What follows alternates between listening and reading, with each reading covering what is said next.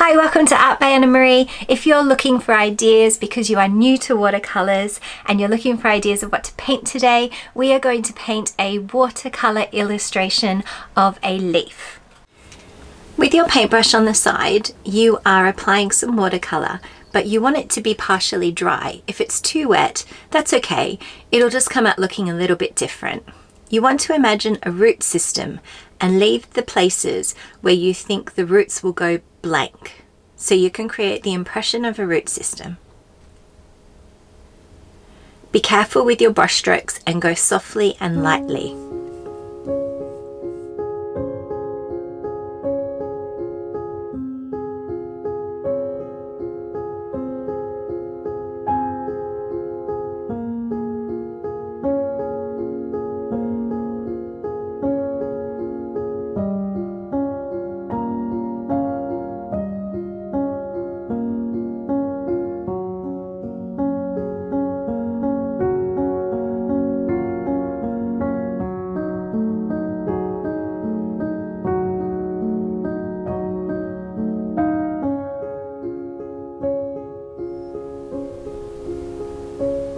Using a purple, repeat the process.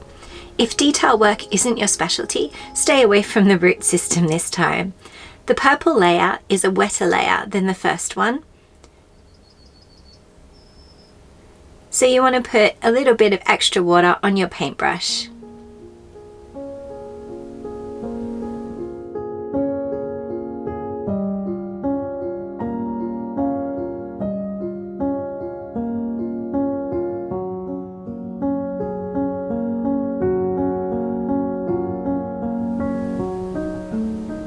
Then you can brown dot some paint over the purple, and as this layer dries, that brown is going to move and create quite a nice blend.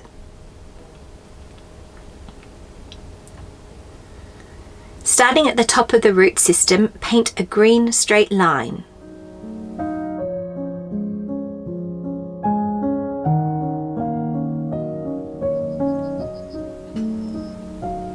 Add a drop of clean water to the stem, and this will move the paint about the stem and creates a nice tonal difference. Now take a diagonal stem or branch to the side, starting at the tip of the branch. You want to paint lines that go back to meet themselves on the diagonal with a little bit of curve in the middle.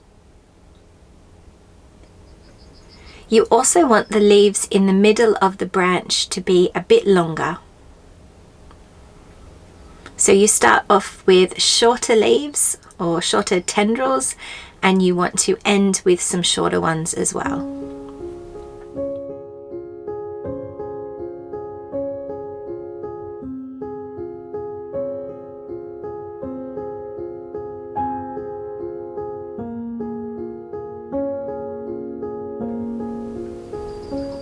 Now add in some lighter green closer to the stem and some drops of clear water at the ends of the leaves.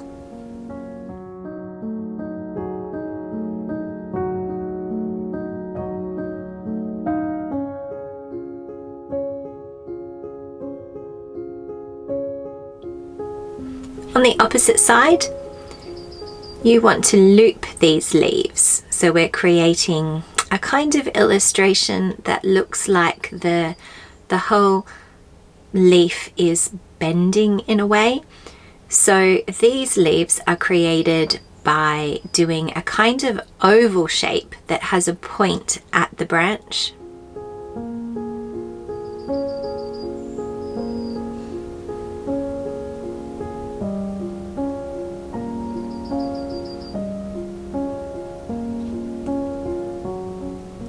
The point starts at the stem and does a U-turn at the top of the tendril. Also, the green you use for this side of the leaf should be darker.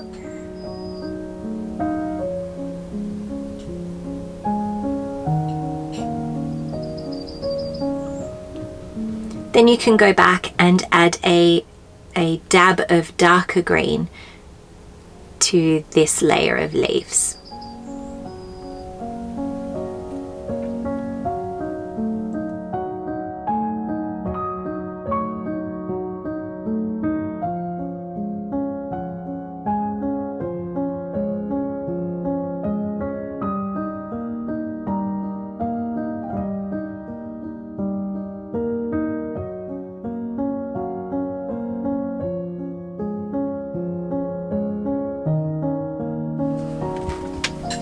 Adding a tiny drop of fresh water is a good trick for making the leaves appear as though they have those interesting patterns.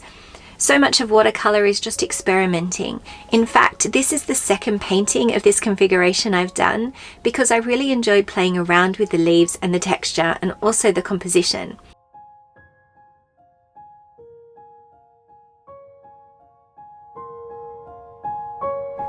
The leaves that fly away start with the diagonal line, but it's not as long or as strong as the others you have painted.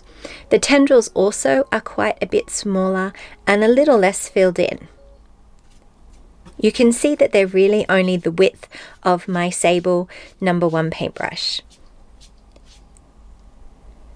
If you aren't sure what paintbrushes to use when you are doing watercolors, then I have a video all about the essential paintbrushes you need for watercolor.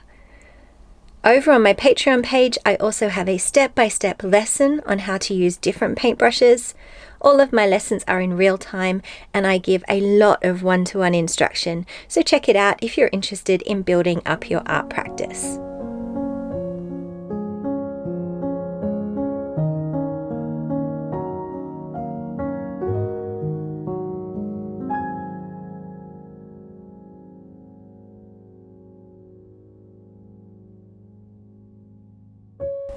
Finally, my favorite bit, the fly away leaves.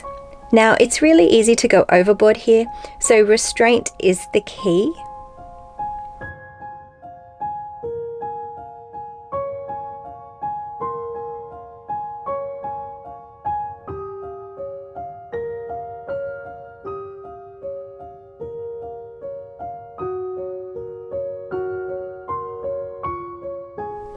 And here it is, this beautiful watercolor illustration, all complete, and I have called it Fly, Be Free.